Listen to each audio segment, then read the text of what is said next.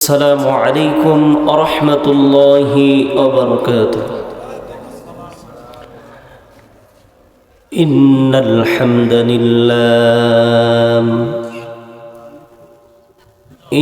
الحمد لله نحمده ونستعينه ونستغفره ونؤمن به ونتوكل عليه ونعوذ بالله من شرور أنفسنا ومن سيئات أعمالنا من يهده الله فلا مضل له ومن يضلله فلا هادي له. نشهد أن لا إله إلا الله وحده لا شريك له ونشهد أن سيدنا ونبينا ومولانا محمدا عبده ورسوله الذي أرسله بالحق بشيرا ونذيرا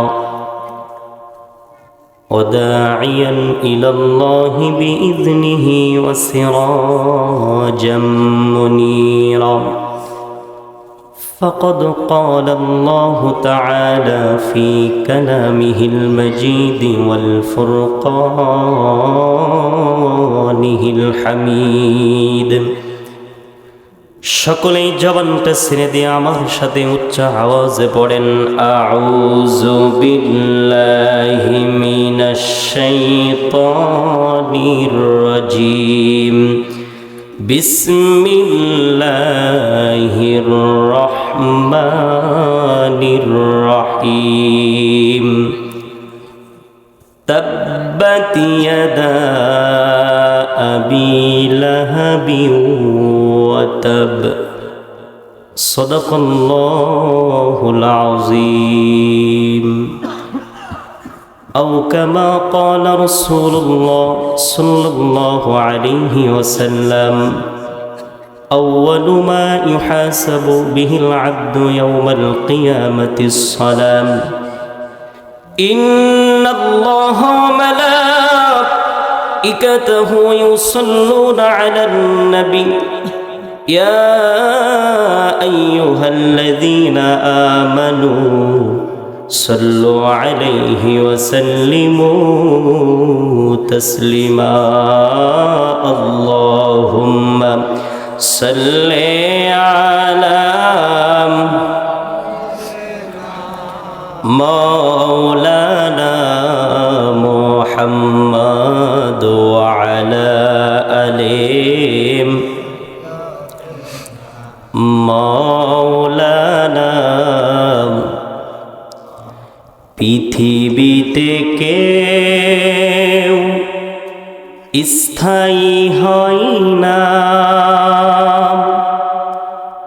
হোক না সে ফিরাউন কিবা নমরুদ, কেউ ভবে চিরকাল রয় না। ঠিক কিনা বলেন? কেউ ভবে চিরকাল রয় না। পৃথিবীতে কেউ স্থায়ী হয় না, হোক না সে ফিরাউন কিবা নমরুদ, কেউ ভবে চিরকাল রয় না। লা ইলাহা লা ইলাহা মুহাব্বতে লা ইলাহা। হাই হাই বহু দূরে মদিনা, আমরা কেমনে যাব জানি না। দয়ার আল্লাহ দয়া করে, দয়ার আল্লাহ দয়া করে ফুরাও মনের বাসনা। লা ইলাহা লা লা ইলাহা লা ইলাহা ইল্লাল্লাহু মুহাম্মাদুর রাসূলুল্লাহ সাল্লাল্লাহু আলাইহি ওয়াসাল্লাম। আলহামদুলিল্লাহ, সমস্ত প্রশংসা সেই মহান রব্বুল আলামিনের দরবারে, যে মহান রব্বুল আলামিন আমাদেরকে মোহাব্বত করে ভালোবেসে একটি জান্নাতের বাগিচায় এসে বসার জন্য তৌফিক দান করলেন।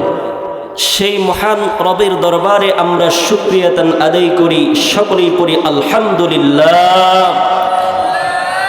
অগণিত দরুদ আর সালাম সাইয়্যিদুল মুরসালিন খাতামুন নবিয়্যিন রাহমাতাল লিল আলামিন ইমামুল মুরসালিন, যেই নবীকে আল্লাহ তাআলা কুরআনুল কারীমের সূরা আম্বিয়ার 107 নম্বর আয়াতের মধ্যে ঘোষণা করেছেন, ওমা আরসালনাকা ইল্লা রাহমাতাল লিল আলামিন। হাবিব, আপনাকে কুল কায়নাতের জন্য আমি নবী হিসেবে প্রেরণ করেছি। বলেন সুবহানাল্লাহ। সেই নবীর উপরে লাখ কোটি দরুদ আর সালাম, সকলেই পড়ি সাল্লাল্লাহু আলাইহি ওয়াসাল্লাম। সম্মানিত উপস্থিতি, আর কথা না বাড়িয়ে আমি কুরআনুল কারীমের 111 নম্বর সূরা লাহাবের একটি আয়াত তেলাওয়াত করেছি। সংক্ষিপ্ত সময়ের মধ্য থেকে এই আয়াতকে কেন্দ্র করে আল্লাহ পাক আমাকে কিছু কথা বলার এবং আপনাদেরকে শোনার মতো সেই ধৈর্য দান করে, সকলেই পড়ি আমিন। প্রিয় ভাইরা, মুরব্বী বাবাজিরা, আল্লাহ তাআলা বলেছেন, তাব্বাত ইয়াদা আবি লাহাবি ওয়া তাব। লাহাব শব্দের অর্থ হলো আগুনের লেলিহান শিখা, শীষ বিশিষ্ট আগুন। আগুন জ্বলতে জ্বলতে হঠাৎ করে যে আগুনের লেলিহান শিখা প্রজ্বলিত হয়ে জ্বলিয়ে পুড়িয়ে সামনের দিকে অগ্রসর হয়, এই শীষ বা বিশিষ্ট শিখাকে আরবিতে লাহাব বলা হয়।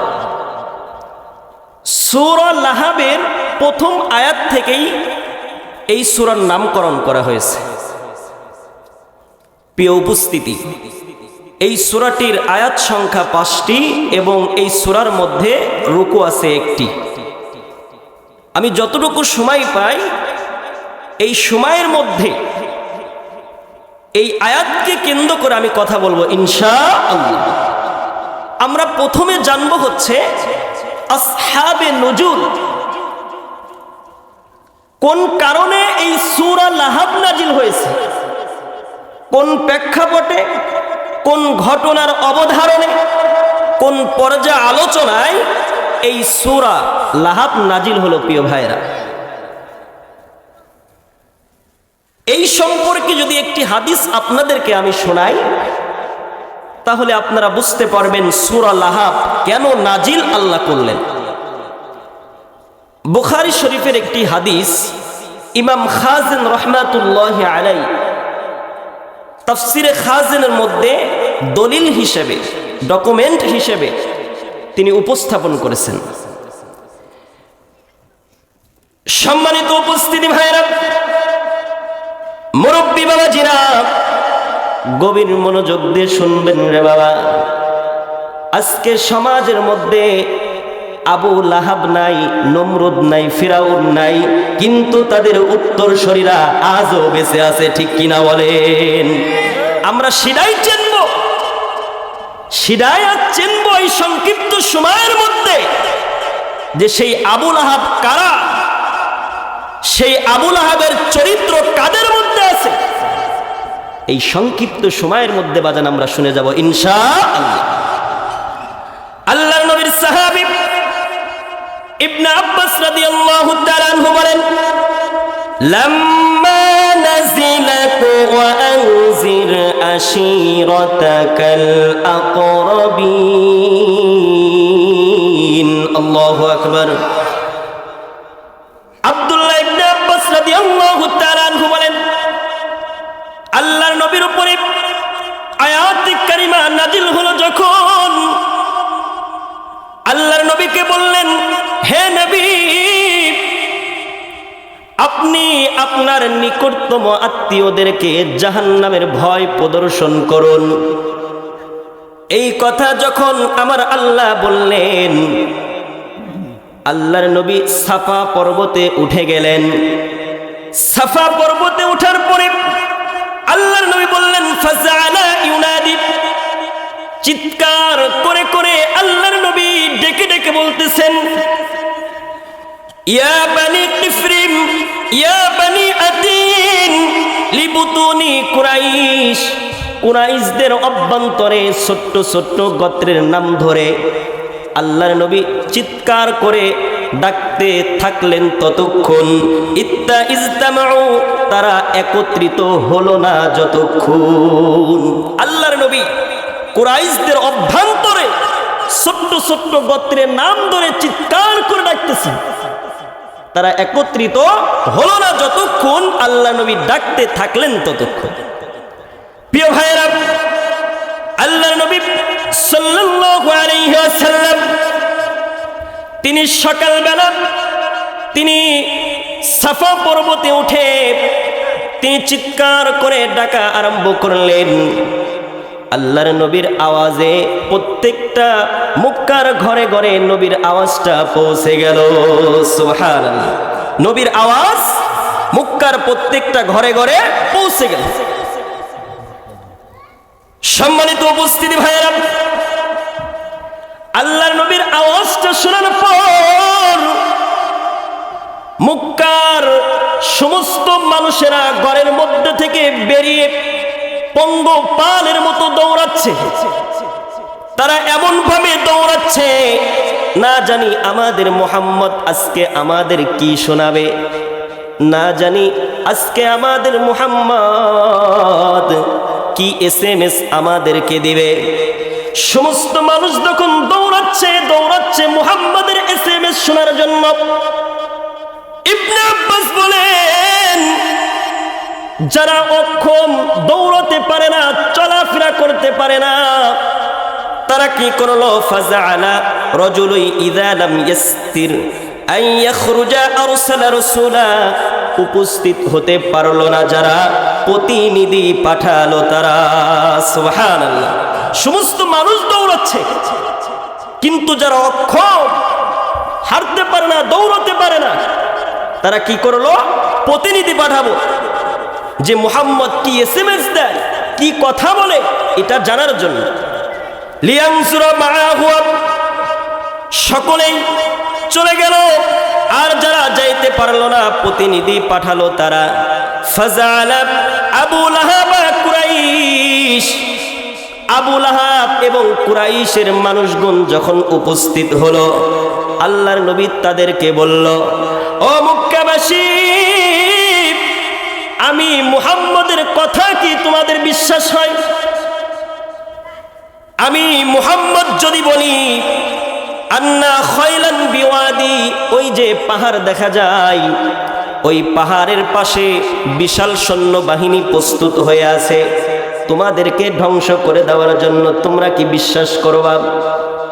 মক্কাবাসীরা এক কথাই বলল, ও মুহাম্মদ, তোমার কথা বিশ্বাস না হওয়ার কোনো কারণ নাই, তুমি যা বলবা আমরা তাই বিশ্বাস করব।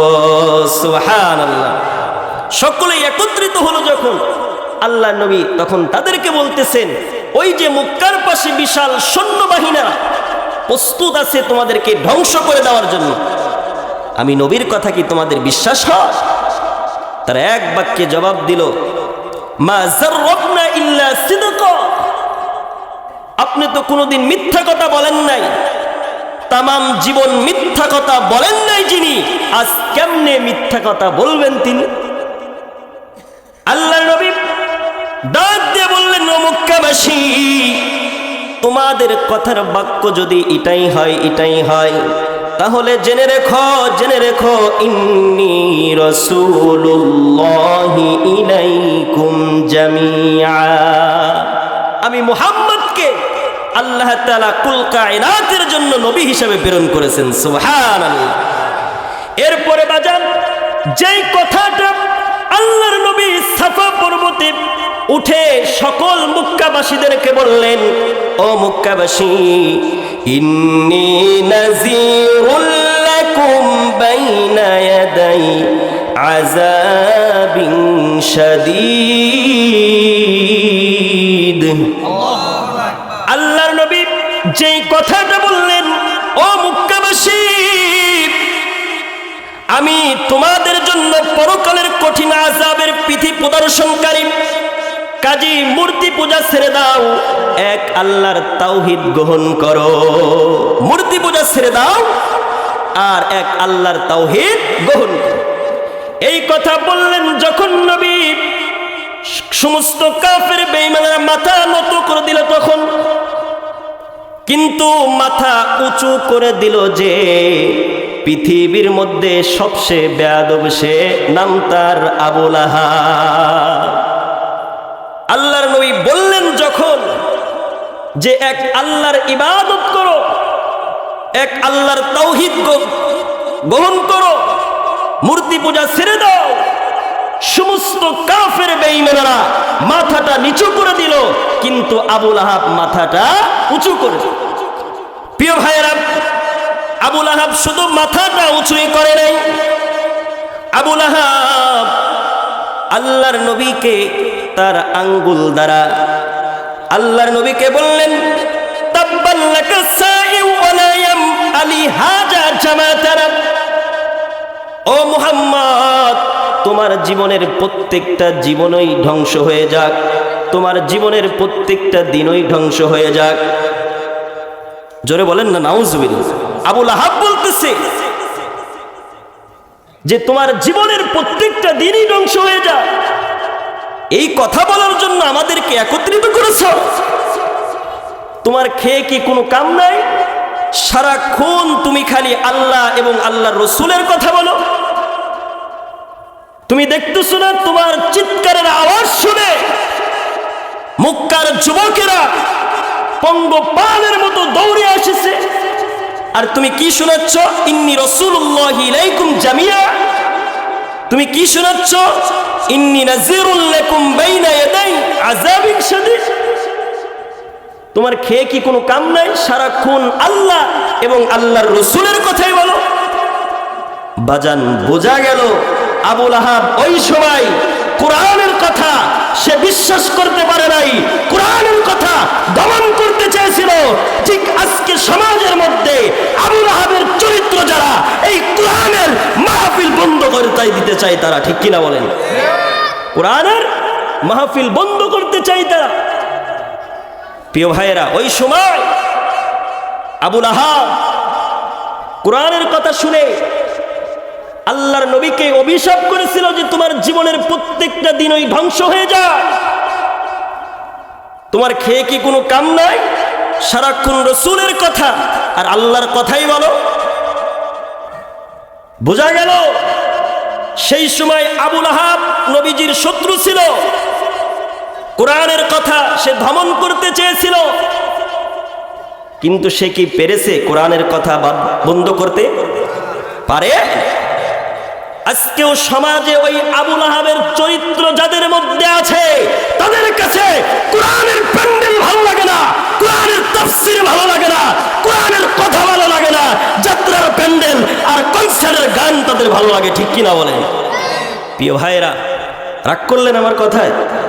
আজকে মিলান, আজকে আপনি মিলান আবু লাহাবের চরিত্রের সাথে সমাজের কিছু মানুষদের, গ্রামের মানুষদের, রাষ্ট্রের মানুষদের মিলান। অন্য একটি বর্ণনা আসছে প্রিয় ভাইরা, আল্লাহর নবী যখন সমস্ত মক্কাবাসীদেরকে বললেন, যখন ও মক্কাবাসীরা মূর্তি পূজা ছেড়ে দাও, আল্লাহর তাওহীদ গ্রহণ করো। আবু লাহাব নিজ থেকে আল্লাহর নবীকে পাথর নিক্ষেপ ছুঁড়ে মারছে, প্রস্তুতি গ্রহণ করছে, আল্লাহর নবীকে পাথর নিক্ষেপ করবে। এমন সময় আমার আল্লাহ তাআলা জিবরাইলকে ডাক দিয়ে বলে, জিবরাইল আর করো না দেরি, চলে যাও তাড়াতাড়ি, আমি আমার বন্ধুর 1 সেকেন্ডও নষ্ট করব না। সঙ্গে সঙ্গে সূরা লাহাব নাজিল করে দিলেন।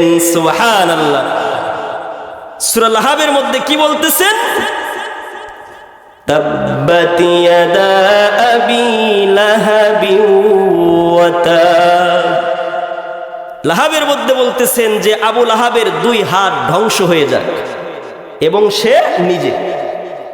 প্রিয় ভাইরা, আবু লাহাব পাহাড়ের নিচ থেকে 1 হাত দিয়ে আল্লাহর নবীকে পাথর নিক্ষেপ করার জন্য প্রস্তুতি গ্রহণ করছেন।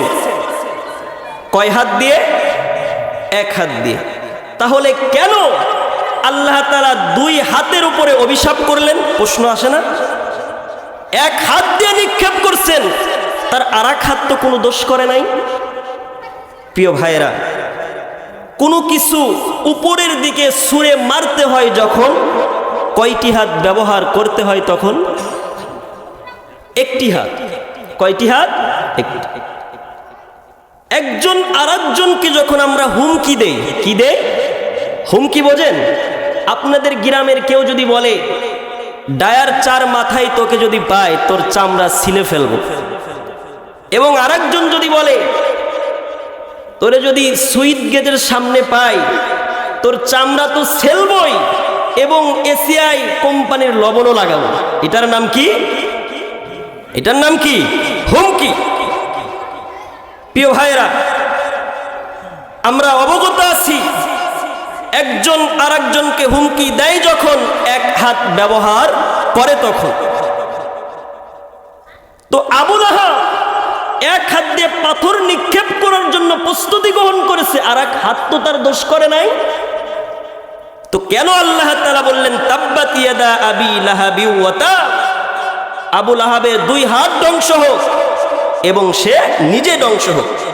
প্রিয় ভাইয়েরা, ভুলে যাবেন না, ডান হাত কিছু করতে পারে না বাম হাতের সহযোগিতা ছাড়া। ঠিক কিনা বলেন? বাম হাত কিছু করতে পারে না ডান হাতের সহযোগিতা ছাড়া।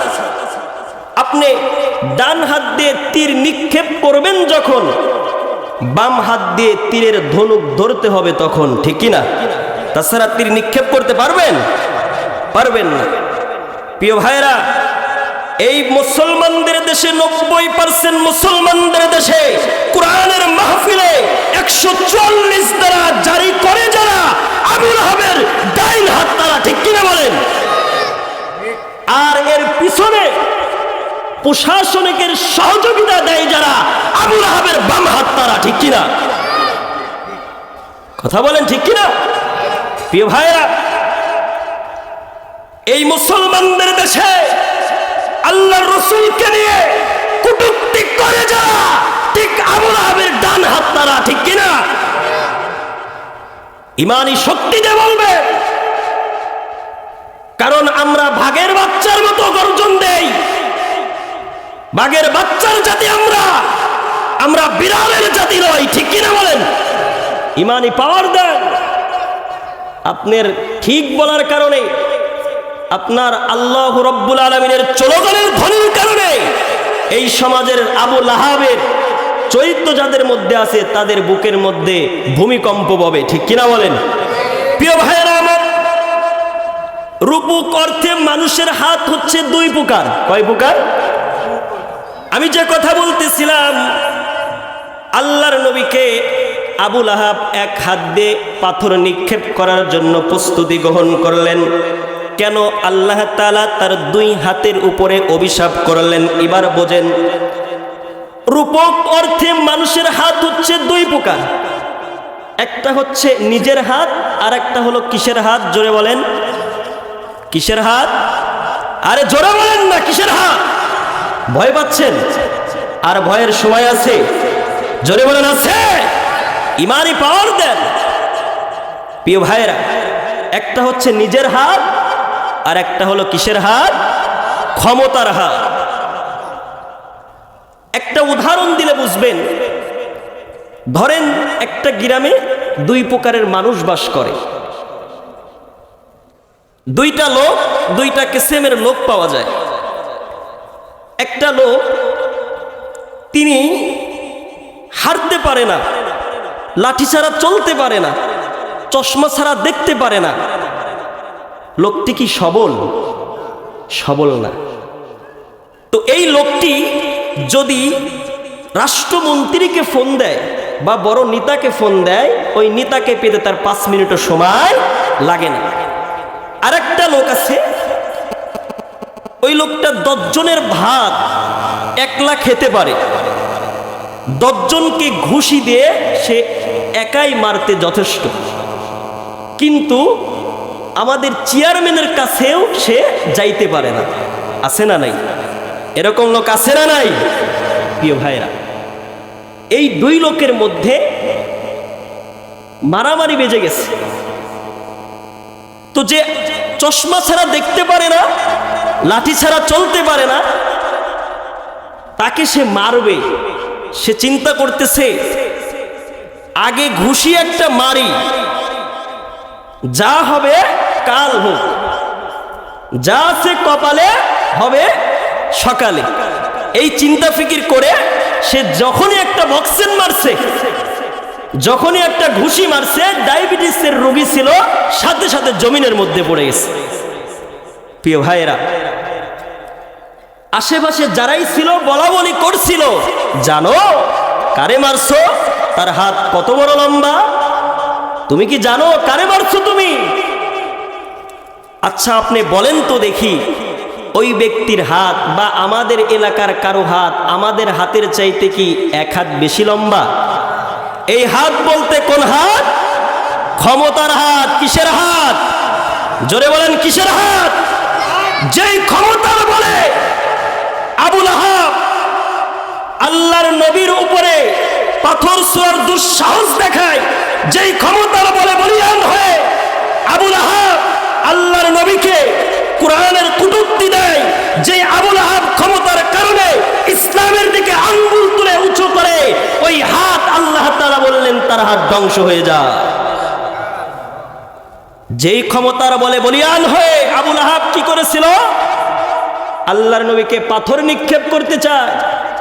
যেই ক্ষমতার বলে বলিয়ান হয়ে আবু লাহাব আল্লাহর নবীর দিকে হাত উঁচু করে দেয়, যেই ক্ষমতার বলে বলিয়ান হয়ে ইসলামের দিকে আঙ্গুল উঁচু করে দেয়, আল্লাহ তাআলা বললেন আবু লাহাবের ওই হাতও ধ্বংস হয়ে যায়।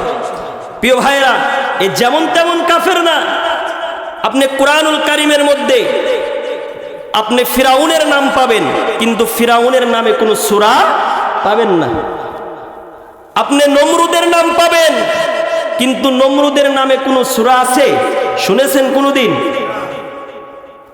আল্লাহ তাআলা 29 নম্বর পারা সূরা কলমের মধ্যে বলতেছেন নুন অল কলামি ওমা ইয়াসতুরুন, বলতে বলতে ওয়ালিদ ইবনে মুগীরার সম্পর্কে বলেছেন উতুল্লিম বাদা যালিকা জানিব, নবী আপনি ঘাবড়াবেন না, মন খারাপ করবেন না, আপনাকে মাজলুম বা পাগল বলেছে যারা, তারা জালক সন্তান ন্যায় পরিণত। বলেন নাউজুবিল্লাহ।